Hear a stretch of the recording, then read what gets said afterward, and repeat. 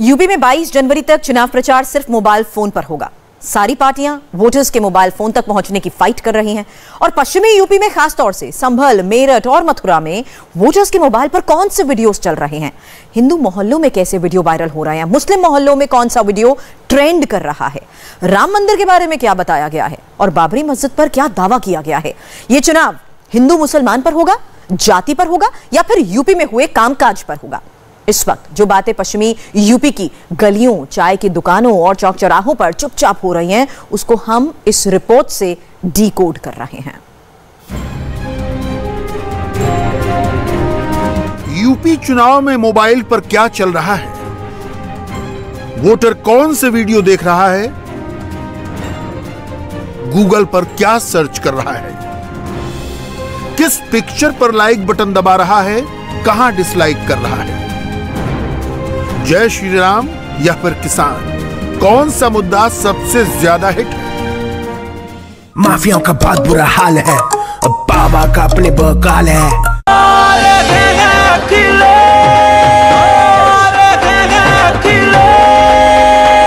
मैं अपनी बहनों से कहना चाहती हूँ कि मैं आपके लिए लड़ूंगी। रैलियां बंद हैं, भीड़ के सामने भाषण पर ब्रेक है, लेकिन हाई डेफिनेशन डिजिटल प्रचार चल रहा है। मोदी लाइव है, अखिलेश लाइव है, प्रियंका भी लाइव है, लेकिन मायावती पिक्चर से गायब है। ऐसा लगता है मोबाइल युद्ध में बहन जी बाकी पार्टियों से पीछे हैं।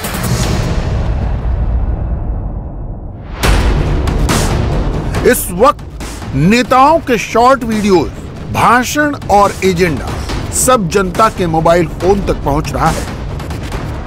सभी पार्टियों ने डिजिटल युद्ध में पूरी ताकत झोंक रखी है। सोशल मीडिया पर किसका माहौल है, कौन अपना वोट बढ़ा रहा है, किसने दूसरी पार्टी के वोट बैंक में सेंध लगाई है, एक एक डिटेल आपको दिखाएंगे।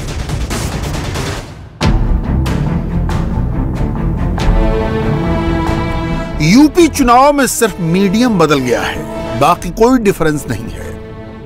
इस वक्त पूरे उत्तर प्रदेश में तौकीर रजा खान का एक वीडियो वायरल है, जिसमें वो हिंदुओं को धमकी दे रहे हैं। हिंदू विरोधी बयान के बाद बीजेपी ने तौकीर रजा का मुद्दा जबरदस्त तरीके से उठाया है। बीजेपी नेताओं ने भी इसे ट्वीट किया है। इस वीडियो के बाद बड़ा सवाल ये है कि यूपी में हिंदू किसको वोट देंगे और मुसलमान किस पार्टी के पक्ष में है। अपने हिंदू भाइयों से खास तौर से कह रहा हूं, मुझे उस वक्त से डर लगता है जिस दिन मेरा ये नौजवान कानून अपने हाथ में ले लेगा। हाँ, वीडियो हो गई, कंप्लीट हो गई। जिस दिन ये नौजवान ये कानून हो गया और कानून अपने हाथ में लेने पर मजबूर हो गया, तो तुम्हें हिंदुस्तान में कहीं पनाह नहीं मिलेगी। तौकीर रजा खान अब कांग्रेस में शामिल हो चुके हैं। उनका वीडियो तेजी से यूपी के कोने कोने में पहुंच रहा है। यानी सांप्रदायिक ध्रुवीकरण का मुद्दा मोबाइल के थ्रू एक एक वोट तय कर रहा है। आज यूपी कांग्रेस ने प्रियंका गांधी वाड्रा के साथ तौकीर रजा खान की तस्वीर ट्वीट की और समर्थन के लिए उनको थैंक यू कहा। वोटिंग में करीब 3 हफ्ते बचे हैं और उससे पहले ये बड़ी खबर यूपी में मुस्लिम वोटों का बंटवारा कर सकती है। इन्होंने लगाया मेरे ऊपर कि मैंने हिंदुओं को कहा कि तुम्हें भागने की जगह नहीं मिलेगी। मैंने ये कहा और ये बात मैंने कही, मैंने उन लोगों के लिए कही जिन लोगों ने 20 लाख मुसलमानों का कत्ल करने की बात की थी। उन लोगों को मैं आज भी कहता हूं कि उन लोगों को हिंदुस्तान में भागने की जगह नहीं मिलनी चाहिए। उन लोगों का ठिकाना जेल होना चाहिए और दो लोग जेल जा चुके हैं। बाकी जो उसमें एक ही साधु था, बाकी सारे के सारे उस अधर्म संसद में राक्षस थे।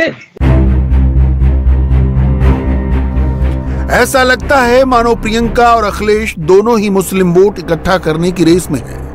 अखिलेश ने आज आजम खान के बेटे अब्दुल्ला आजम के साथ प्रेस कॉन्फ्रेंस की।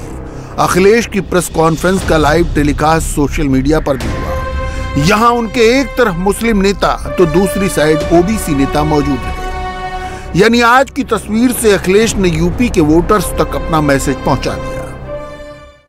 समाजवादी पार्टी पे पिछले 5 साल में सबसे ज्यादा झूठे मुकदमे अगर किसी ने लगाए तो भारतीय जनता पार्टी ने लगाए, और उसी कड़ी में नाहिद हसन भी आते हैं। ये लड़ाई लगातार लड़नी पड़ेगी। इनको फंसाने में कांग्रेस बीजेपी दोनों एक थे। जो अभी जानकारी मिली है, सबसे ज्यादा आपराधिक मामलों में कोई विधायक अगर विधानसभा में पहुंचे तो भारतीय जनता पार्टी ने पहुंचाए हैं। और आपने खुलेआम देखा है सांसद विधायक में कितनी मार पिटाई हुई। तौकीर रजा खान, अब्दुल्ला आजम और नाहिद हसन ये फर्स्ट फेज में प्रियंका और अखिलेश के लिए कितने मुस्लिम वोट इकट्ठा करेंगे? समाजवादी पार्टी के मुस्लिम वोटर क्या तौकीर रजा की वजह से कांग्रेस के साथ आ जाएंगे? पश्चिमी यूपी की 97 सीटों पर मुसलमान वोटर्स पर इन तीनों मुस्लिम लीडर्स का क्या असर पड़ेगा? इसे India TV ground zero research के ओपिनियन पोल में देखिए।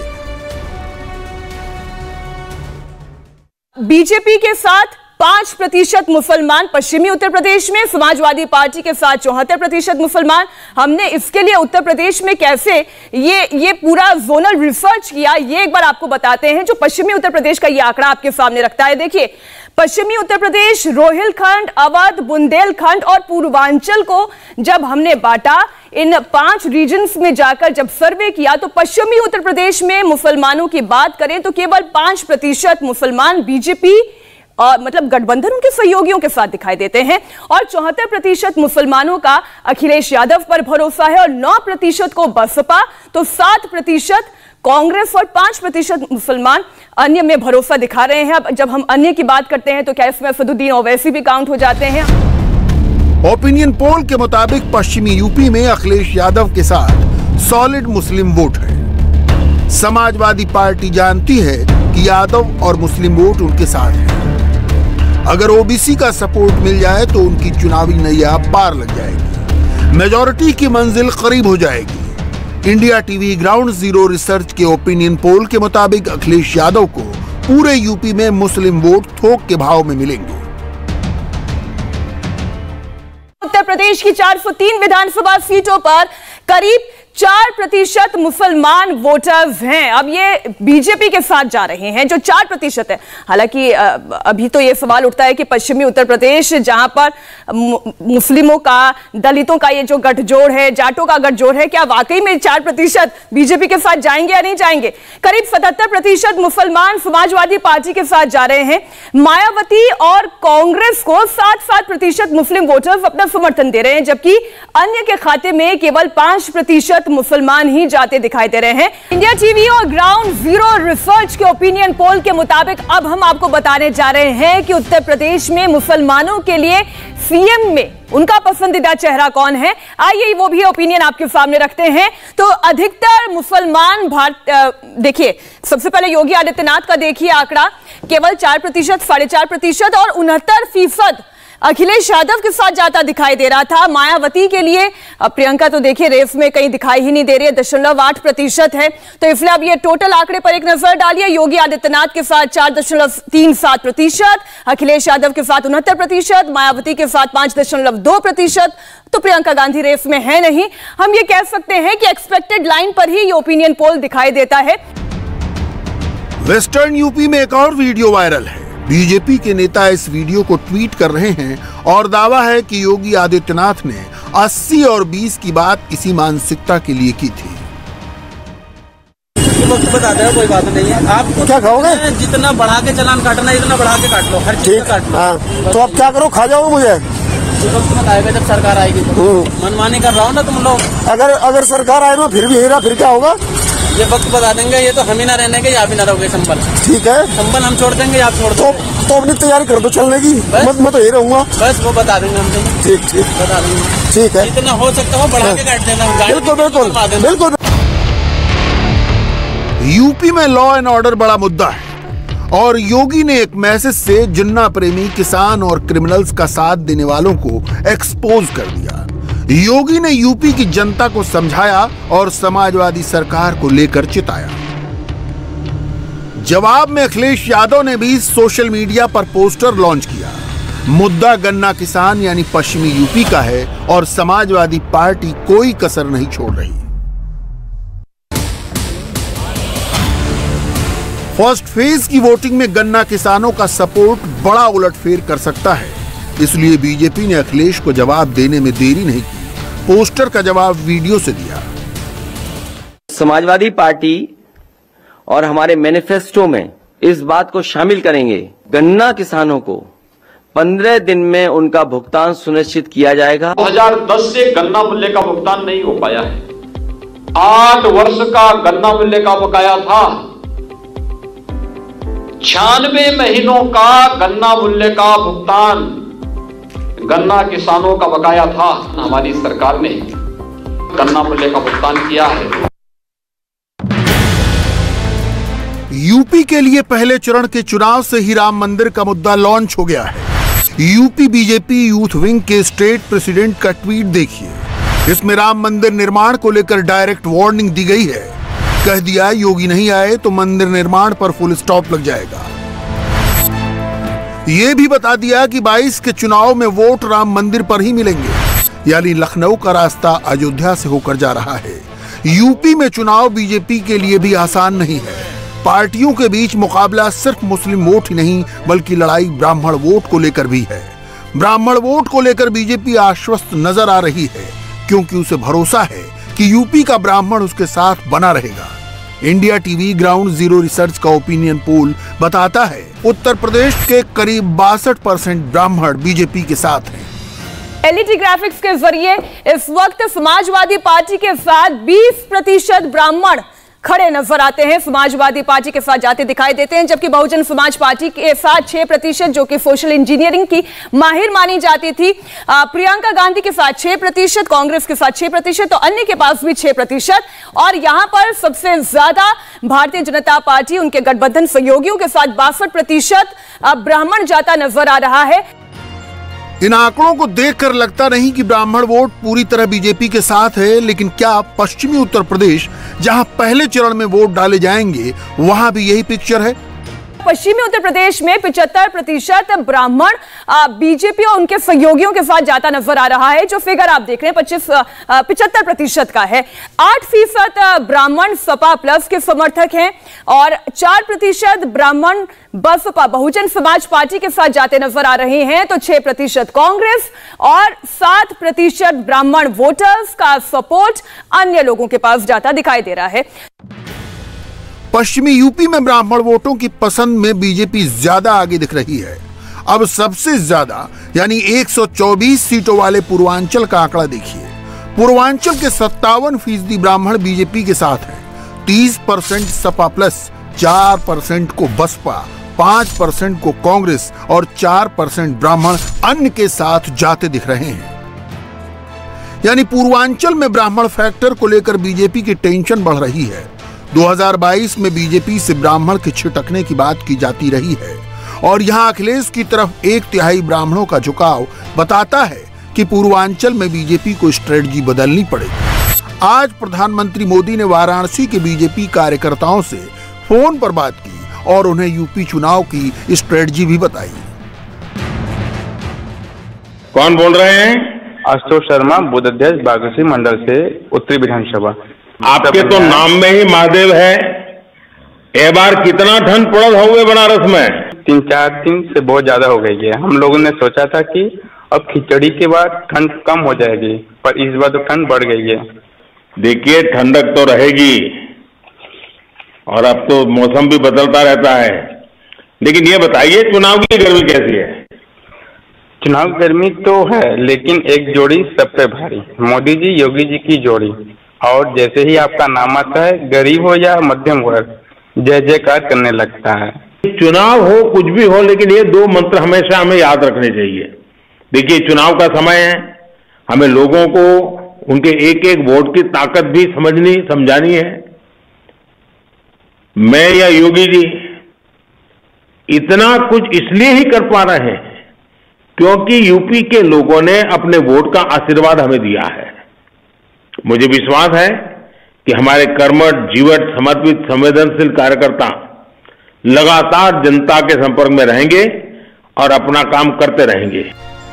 प्रधानमंत्री मोदी ने फोन पर बात की। अखिलेश यादव ने प्रेस कॉन्फ्रेंस को सोशल मीडिया पर भी टेलीकास्ट किया और प्रियंका गांधी लैपटॉप लेकर जुट गईं। यूपी चुनाव पर आज प्रियंका गांधी फेसबुक लाइव करके कांग्रेस कार्यकर्ताओं से बातचीत कर रही थी। ये प्रियंका का दूसरा वर्चुअल संवाद था और इसमें एक अलग ही प्रयोग किया गया। राशि जी पूछ रही हैं कि प्रियंका जी, सोनिया गांधी जी आपको घर पर क्या कहकर बुलाती हैं? प्यार से प्री, और जब गुस्सा चढ़ता है तो प्रियंका तो दोनों। मैम, आप राजनीति में और ऑफिस में कई सारे निर्णय लेती होंगी। हाँ। अभय शुक्ला जी पूछ रहे हैं कि आपके घर में सभी निर्णय कौन लेता है? मेरे घर में बहुत ही भयानक लोकतंत्र है। कोई एक जना निर्णय नहीं लेता, सब इकट्ठे निर्णय लेते हैं। अगर बड़ी चीज़ हो, कोई ऐसी चीज़ हो जो पूरी फैमिली को अफेक्ट करे, तो हम सब साथ में बैठ के करते हैं, बात करते हैं और निर्णय लेते हैं। लेकिन साथ साथ छोटी छोटी चीज़ों में, शाम को क्या खाना है, क्या करना है, इसमें भी सबकी सलाह ली जाती है और सब इकट्ठे होकर ही निर्णय लेते हैं। मेरे ख्याल से मोस्टली हर परिवार में ऐसा ही होगा। कोरोना की तीसरी लहर के बीच चुनाव आयोग ने चुनावी रैलियों पर रोक लगा रखी है। इसलिए सभी पॉलिटिकल पार्टियां डिजिटल माध्यम से चुनाव प्रचार कर रही हैं, यानी इसे देश का पहला डिजिटल चुनाव कह सकते हैं।